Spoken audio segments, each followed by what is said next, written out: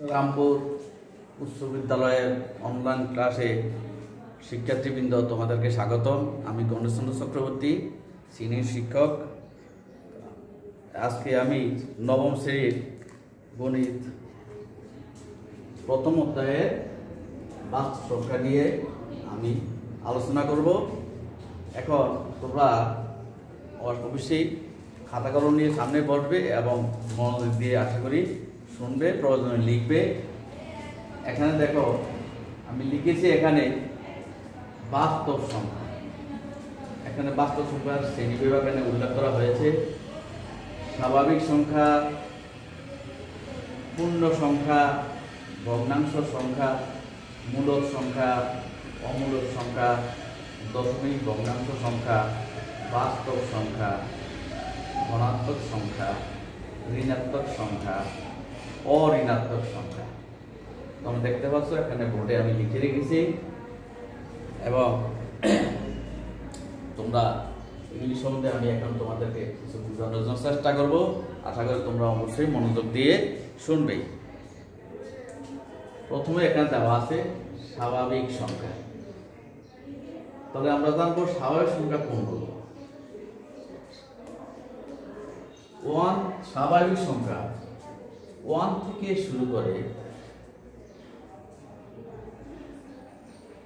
শুরু করে অখণ্ড সংখ্যা, তাদেরকে বলা হয় স্বাভাবিক সংখ্যা।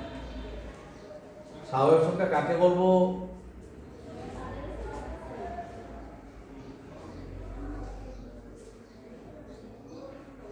ওয়ান, 2, 3, 4 ইত্যাদি। 1, 2, 3, 4, 5, 6 ইত্যাদি হলো স্বাভাবিক সংখ্যা এবং এদেরকে ধনাত্মক সংখ্যাও বলা হয়। তাহলে আমরা জানলাম 1, 2, 3, 4 ইত্যাদি অখণ্ড সংখ্যা, তাদেরকে বলা হয় স্বাভাবিক সংখ্যা। আচ্ছা, স্বাভাবিক সংখ্যার মধ্যে আছে মৌলিক সংখ্যা এবং যৌগিক সংখ্যা। মৌলিক সংখ্যা হলো 2, 3, 5, 7। যে সমস্ত সংখ্যাকে 1 এবং ওই সংখ্যা ছাড়া অন্য কোনো সংখ্যা দ্বারা ভাগ করা যায় না, তাদেরকে বলা হয় মৌলিক সংখ্যা। আর যৌগিক সংখ্যা হলো 4, 6, 8 ইত্যাদি। যে সংখ্যাকে 1 এবং ওই সংখ্যা ছাড়াও অন্য সংখ্যা দ্বারাও ভাগ করা যায়, তাদেরকে বলা হয় যৌগিক সংখ্যা। যাই হোক, যৌগিক মৌলিক মিলিয়ে হয় স্বাভাবিক সংখ্যা 1 থেকে শুরু করে ইত্যাদি। তাহলে আমরা স্বাভাবিক সংখ্যা জানলাম যে 1, 2, 3, 4 ইত্যাদি সংখ্যাকে স্বাভাবিক সংখ্যা বলা হয়। তারপরে আমরা লিখেছি, তোমাদের এখানে লিখেছি পূর্ণ সংখ্যা।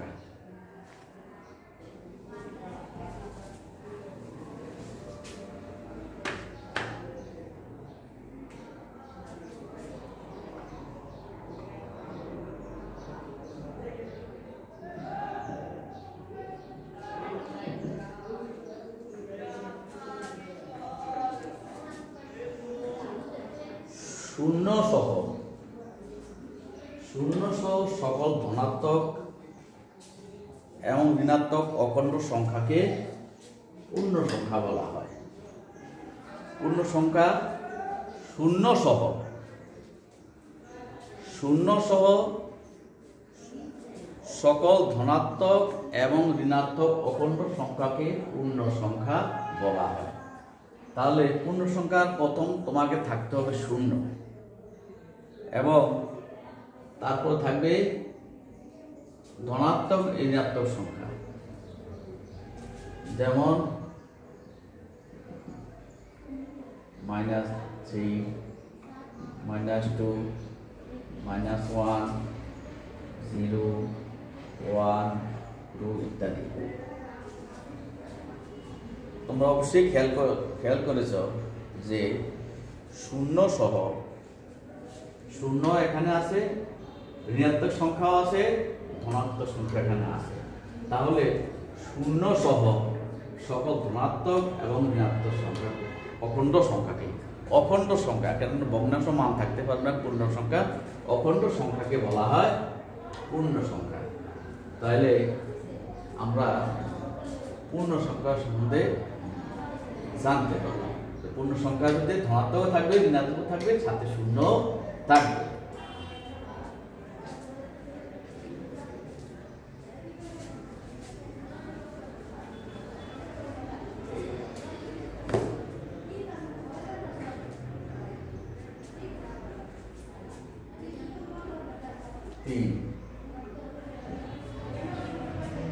তিন নম্বরে কি রয়েছে? ভগ্নাংশ সংখ্যা। আমরা নিচের ক্লাসে জেনেছি ভগ্নাংশ, ভগ্নাংশ বললে আমরা লিখে দেই 3/5 একটি ভগ্নাংশ,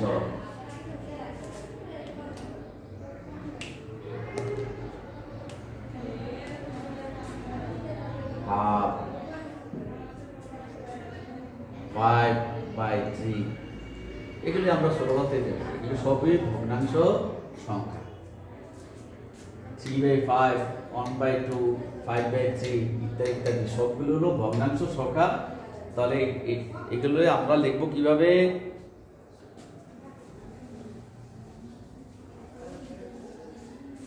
যে সমস্ত সংখ্যাকে p/q আকারে প্রকাশ করা যায়, p/q আকারে প্রকাশ করা যায়, প্রকাশ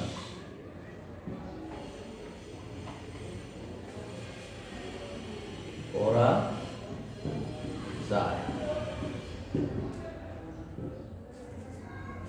তবে শর্ত হলো এখানে কিউ মান 0 হইতে পারবে না, কিউ ইজ গ্রেটার দেন 1।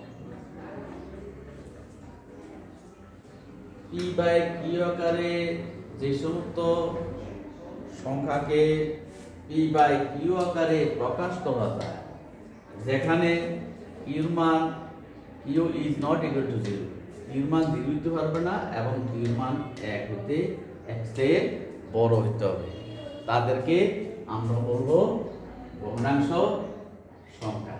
তবে কিউ দ্বারা পি কে নিঃশেষে বিভাজ্য করতে পারবে না, কিউ দ্বারা পি কে নিঃশেষে বিভাজ্য হতে পারবে না। অর্থাৎ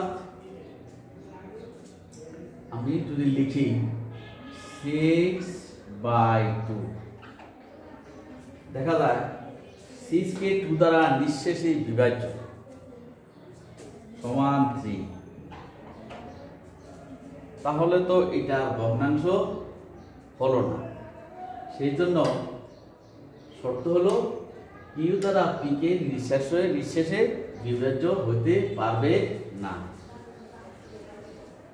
তাহলে আমরা জানলাম কি p/q আকারে প্রকাশ করা যায়, যেখানে কিউর মান 0 হতে পারবে না এবং কিউর মান 1 থেকে বড়, তাদেরকে বলা হয় ভগ্নাংশ সংখ্যা। যেমন একটু আগে লিখেছি আমি 2/5,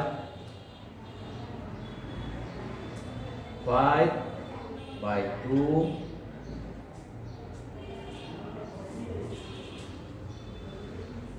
3/, ইত্যাদি। এখন এর মধ্যে ভগ্নাংশের মধ্যে আবার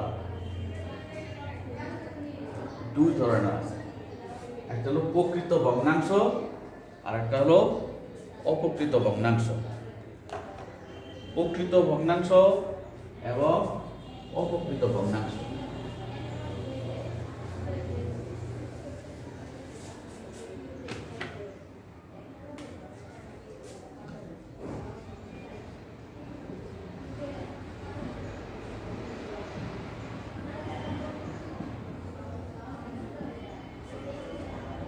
যেমন 3/5 4/3 প্রকৃত এবং অপ্রকৃত ভগ্নাংশ। তো আমরা কিছুক্ষণ আগে লিখেছিলাম যে ভগ্নাংশ হলো P/Q। যদি P less than Q হয়, অর্থাৎ P এর মান Q থেকে ছোট হলে তাকে বলে প্রকৃত ভগ্নাংশ। P এর মান Q থেকে ছোট হলে তাকে বলে প্রকৃত ভগ্নাংশ। যেমন এখানে P হলো 3, Q 5, সেহেতু এটা একটা প্রকৃত ভগ্নাংশ।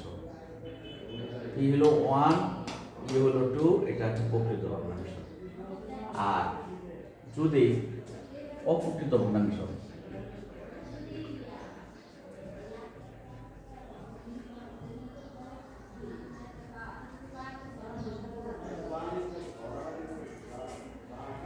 যদি P is greater than Q, P যদি Q থেকে বড় হয় তখন তাকে বলা হয় অপ্রকৃত ভগ্নাংশ। যেমন 5/7/2 ইত্যাদি। এখানে P5 Q মান 3, সেখানে P বড় Q ছোট, P বড় Q ছোট, সেই জন্য P greater than Q, তাহলে সেটা একটা অপ্রকৃত ভগ্নাংশ। তাহলে ভগ্নাংশ জানলাম প্রকৃত এবং অপ্রকৃত ভগ্নাংশ।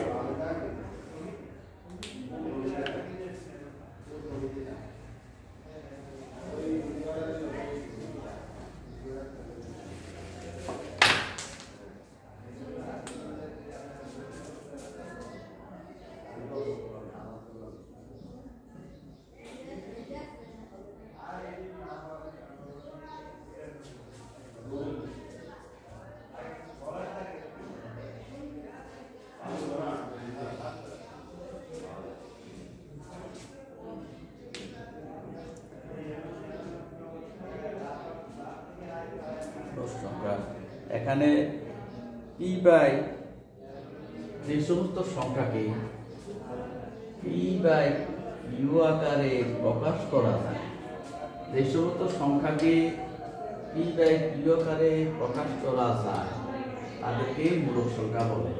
তবে Q মান 0 হতে পারবে না। যে সমস্ত সংখ্যাকে P/Q আকারে প্রকাশ করা যায় তাদেরকে মূলক সংখ্যা বলা হয়। তবে এখানে P এবং Q উভয় পূর্ণ সংখ্যা হইতে হবে। P/Q উভয় পূর্ণ সংখ্যা হইতে হবে, Q এর মান 0 হইতে পারবে না, তাহলে তাদেরকে বলা হয় মূলক সংখ্যা। যেমন 5/2, 2.5, 3, 3/1,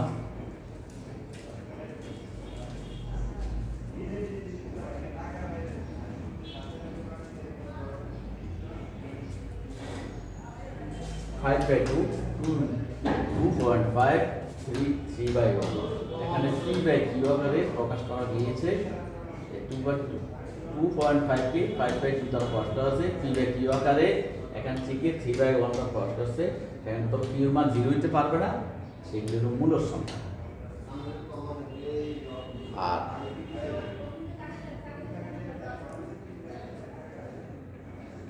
তারপর অমূলক সংখ্যা।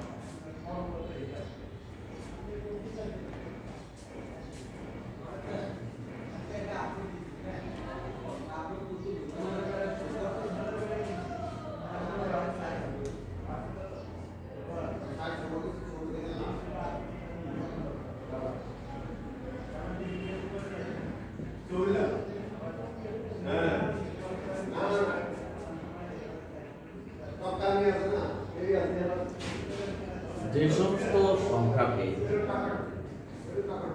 P/Q আকারে প্রকাশ করা যায় না তাদেরকে বলা হয় অমূলদ সংখ্যা।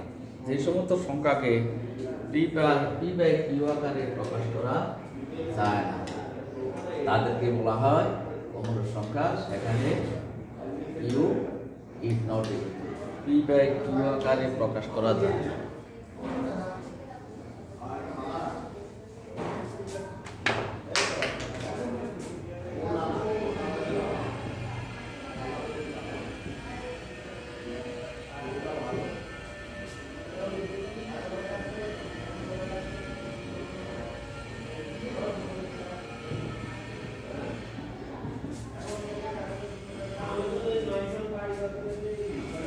যে সমস্ত সংখ্যাকে পি বাই কিউ আকারে প্রকাশ করা যায় না তাদেরকে বলা হয় অমূলদ সংখ্যা। যে সমস্ত সংখ্যাকে পি বাই কিউ আকারে প্রকাশ করা যায় না তাদেরকে বলা হয় অমূলদ সংখ্যা। যেমন √3 1.732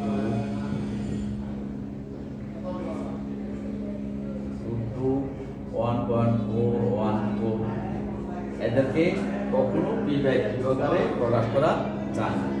এজন্য এগুলি হলো অমূলদ সংখ্যা।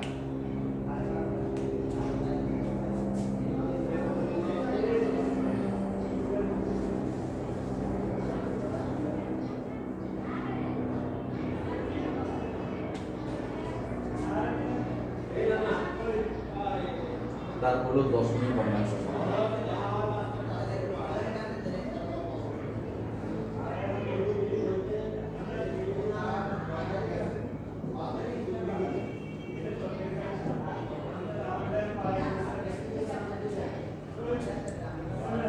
যে সমস্ত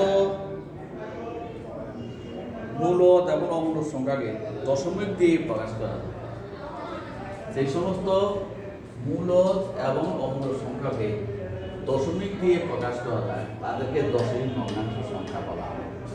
দশমিক ভগ্নাংশ মূলদ হইতে পারে, অমূলদ হইতে পারে।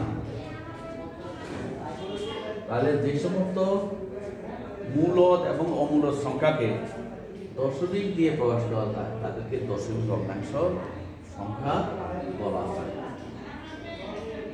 যেমন √3 1.732 ইত্যাদি, 5/2 2.5।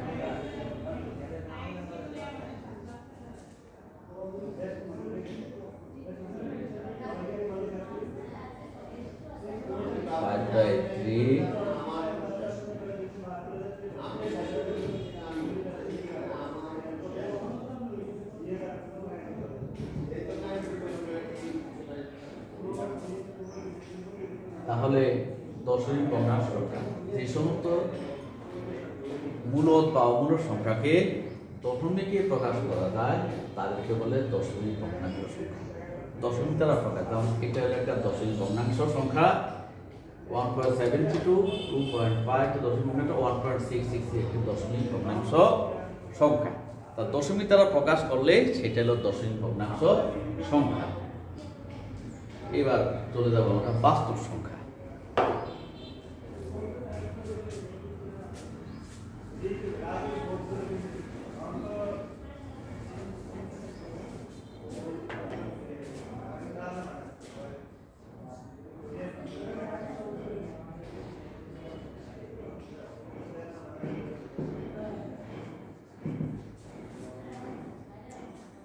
লিখেছি আমরা বাস্তব সংখ্যা। আমরা এর আগে মূলদ এবং অমূলদ সংখ্যা আলোচনা করেছি। সকল মূলদ এবং অমূলদ সংখ্যাকে বলে বাস্তব সংখ্যা। সকল মূলদ এবং অমূলদ সংখ্যাকে বলে বাস্তব সংখ্যা। মূলদ অমূলদ, মূলদ যোগ অমূলদ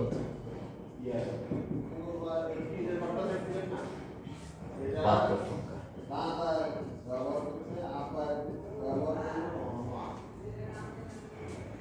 সকল মূলদ এবং অমূল্য সংখ্যাকে বলা হয় বাস্তব সংখ্যা। মূলদ এবং অমূলদ বাস্তব সংখ্যা, সাথে শূন্য থাকবে, যেমন 0 plus minus 1 plus minus 3 plus minus 4 5/2 6/5 1.73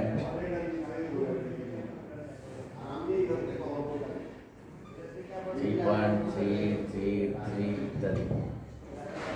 তাহলে বাস্তব সংখ্যা সকল মূলদ এবং অমূলদ সংখ্যাকে আমরা বলবো বাস্তব সংখ্যা, যেমন 0 plus minus 1 plus minus 3 plus minus 4 plus minus 5 plus minus 6, এগুলিও প্লাস মাইনাস হতে পারে। তাহলে মূলদ এবং অমূলদ সব মিলে হলো বাস্তব সংখ্যা। তারপর চলে যাব আমরা ধনাত্মক সংখ্যা।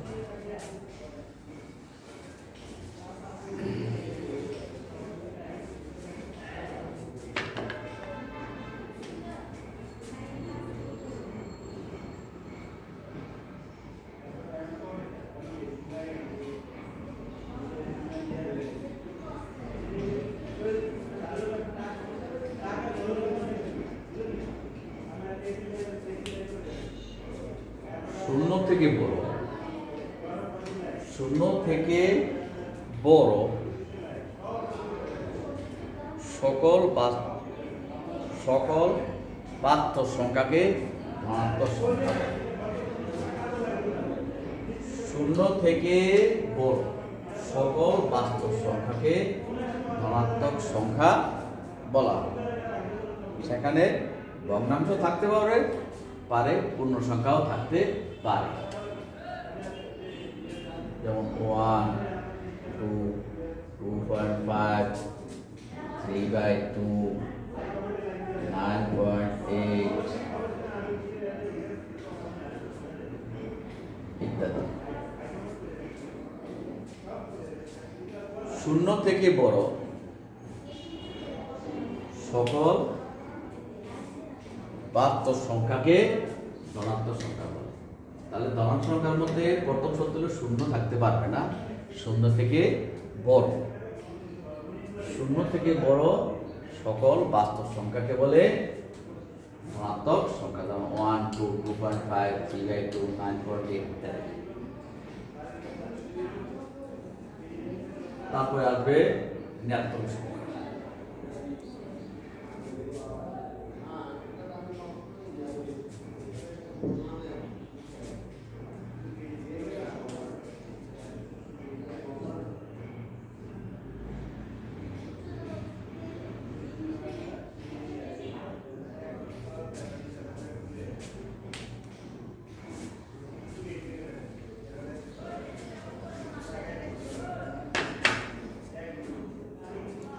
শূন্য থেকে ছোট ঋণাত্মক সংখ্যা। শূন্য থেকে ছোট সকল ঋণাত্মক সংখ্যাকে, সকল বাস্তব সংখ্যাকে ঋণাত্মক সংখ্যা বলে। শূন্য থেকে ছোট সকল বাস্তব সংখ্যাকে ঋণাত্মক সংখ্যা বলে। তাহলে শূন্য থেকে ছোট যে সমস্ত সংখ্যার সামনে নেগেটিভ মান রয়েছে সেগুলি হলো ঋণাত্মক সংখ্যা। এখানে ভগ্নাংশ হতে পারে, পূর্ণ সংখ্যা হতে পারে, তবে শূন্য থেকে ছোট সংখ্যা। ছোটতম সংখ্যার আগে আপনাকে মাইনাস চিহ্ন দিতে হয়, তোমরা এটা জানো। তো -3 -2 -1 -1.5 -half -6 0.333 minus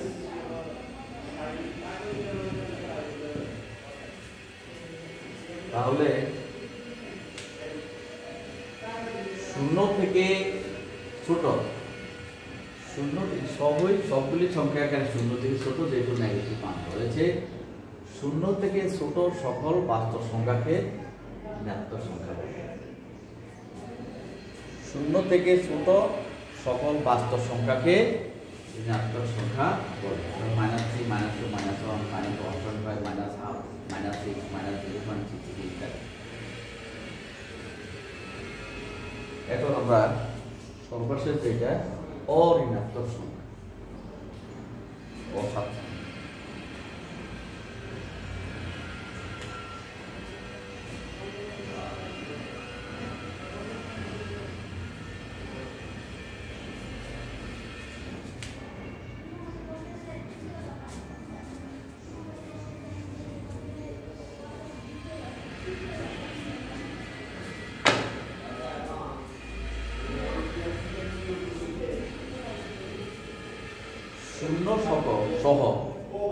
শূন্য সহ সকল ধনাত্মক সংখ্যাকে অঋণাত্মক সংখ্যা বলা হয়। অঋণাত্মক, ঋণাত্মক নয়,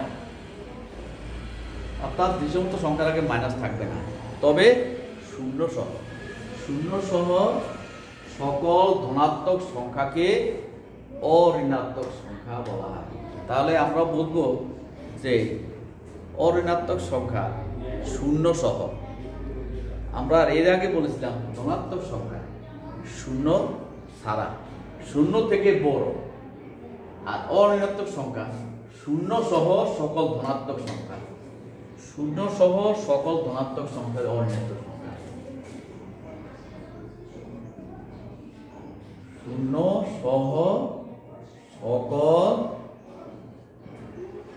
ধনাত্মক বাস্তব সংখ্যা,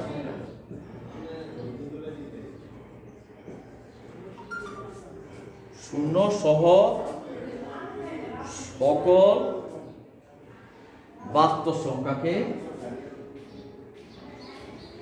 বাস্তব ধনাত্মক সংখ্যাকে অঋণাত্মক সংখ্যা বলা হয়, শূন্য সহ। তাহলে প্রথমে থাকবে কি শূন্য, 3, 2.5, 5/2, 6, 7.33। তাহলে শূন্য সহ সকল ধনাত্মক বাস্তব সংখ্যাকে বলা হয় অঋণাত্মক সংখ্যা। এখানে শূন্য সহ হিসাব হবে, এখানে শূন্য সহ অঋণাত্মক সংখ্যা। তাহলে আমি তোমাদেরকে বাস্তব সংখ্যার বিভাগগুলো সীমিত পরিসরে আলোচনা করলাম। তোমরা অবশ্যই তোমাদের গণিত পাঠ্য বইয়ের বাস্তব সংখ্যার শ্রেণীবিন্যাসগুলো অবশ্যই আমি বিভাগগুলো বলতে চেষ্টা করেছি, তোমরা বলতে চেষ্টা করবে এবং তার প্রয়োজনে বই লিখে পরে নিবে কয়েকবার। তারপর অবশ্যই তোমরা এই বাস্তব সংখ্যার শ্রেণীবিন্যাসগুলো তোমরা ভালো করে বুঝতে পারবে। এগুলো বুঝতে পারলে তুমি সামনের বিভিন্ন সমস্যার সমাধান তোমরা অবশ্যই করতে পারবে। আর এই করোনাকালীন সময়ে তোমরা অবশ্যই এই অনলাইন ক্লাসগুলি দেখবে এবং তা বোঝার চেষ্টা করবে। আমি আবার তোমাদের সাথে সামনে যখন তোমাদের সাথে আবার অনলাইনে দেখা হবে, তখন আমি সমস্যার সমাধান করতে চেষ্টা করব। আশা করি আমার যদি বুঝতে পেরেছ, সামান্য যদি বুঝতে পারি, বুঝাতে পারি তোমাদেরকে, তাহলে আমি সার্থক বলে মনে করব। এই বলে আমি আজকে তোমাদের এই প্রথমতার বাস্তব সংখ্যার শ্রেণীবিন্যাস, এখানে বাস্তব সংখ্যা নিয়ে আলোচনা, শ্রেণীবিন্যাস নিয়ে আলোচনা করার এখানে এই সব থেকে করলাম। ধন্যবাদ সকলকে।